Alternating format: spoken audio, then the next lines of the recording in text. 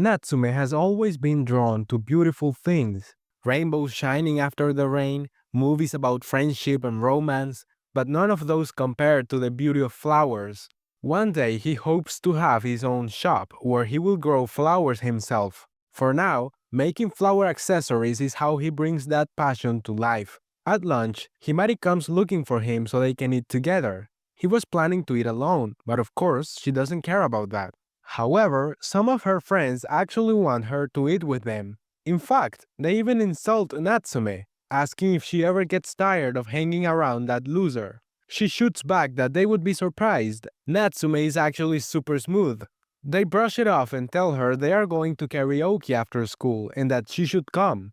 But Himari isn't interested, so she exposes one of the guys by telling his girlfriend he was messaging her the day before. When the couple starts arguing, Himari and Natsume make their escape. When they are alone, she asks why he's been avoiding her lately. Did she do something wrong? He assures her she hasn't. It's because of their classmates. But she tells him he's too nice. He shouldn't let those guys get to him. They don't even know him. He's surprised she knew they were talking behind his back. She explains that they give her a hard time about it too. Did they tell him to stop hanging out with her? He says they said she's out of his league, and he cannot just ignore that.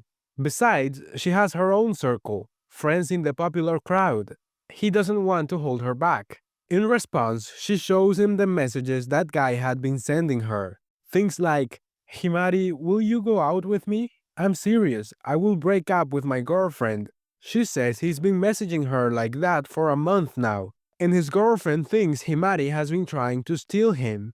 Dating isn't a game, and she's tired of being caught in the middle.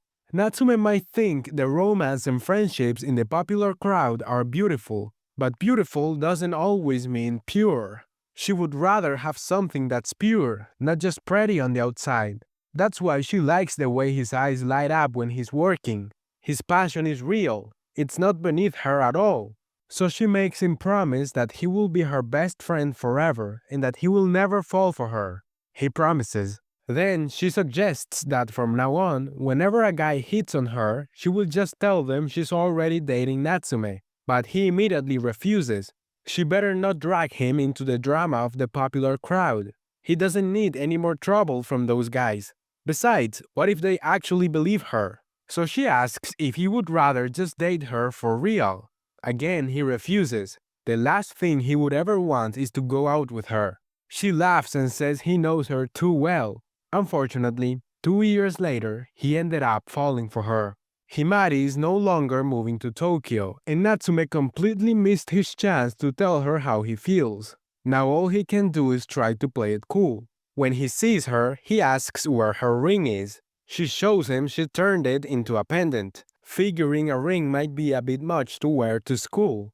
Then he offers to replace the strap on her choker, but she refuses. The one she has now is the first thing he ever gave her. Anyway, he better not admit that he was worried she didn't want the ring anymore. He just cannot get enough of her. If he likes her that much, does he want to actually go out? At that moment, Natsume finally gets his payback for all the times she has teased him. With a completely serious expression, he tells her he has realized she's the only one for him. If she's truly open to it, would she go out with him?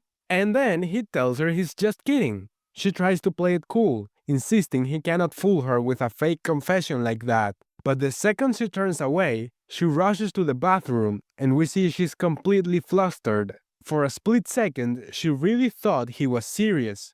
She didn't even get the chance to tell him that people now know he is the one who makes the accessories, or that Neon told her she's never speaking to her again. Then we find out that Natsume turned in his exams completely blank. He was so exhausted he fell asleep during the test. Fortunately, they're giving him a chance to retake it on Sunday. Himari says she will help him study after school. That's when she finally tells him that people have found out he's the one making the flower accessories. But Natsume doesn't see the problem. It's not like he was hiding his face on social media. Himari, however, does see it as a problem. If word gets out that he's behind those cute accessories, girls will start swarming around him.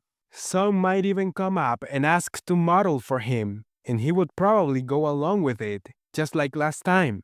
but he tells her that the ring he gave her is hers and hers alone. As long as she keeps it, she's his number one model. Then Leon shows up, saying she's just taking a break. She doesn't stay long, just says a few words and leaves. Later, we see Himari trying to figure out who leaked that Natsume was the creator of the accessories. It turns out it was Shinji, so she confronts him and asks why he did it. Shinji says it was all to help Rion beat her. He shows no remorse, but Himari isn't shaken. She says she actually likes Rion, but even if Rion cuts ties with her, she's not going to give up Natsume.